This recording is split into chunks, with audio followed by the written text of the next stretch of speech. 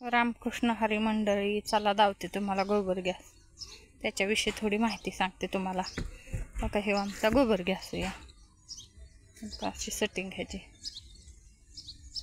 हे द शेण खालवायचं, हे असं आतमध्ये जातं. बघा असं इकडून ह्याची स्लरी बाहेर निघते. बघा असं इथला फिल्टर आहे.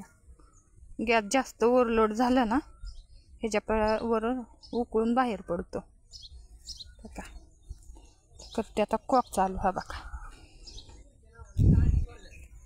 बघा ह्याचा पाईप असा घरामध्ये गेला. ह्या बघा, बघा असं आतमध्ये.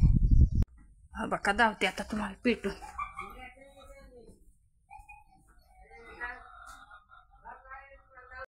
बघा असा पेटावला, पण ह्याला असं काडेश पिटीने पेटवावं लागतं.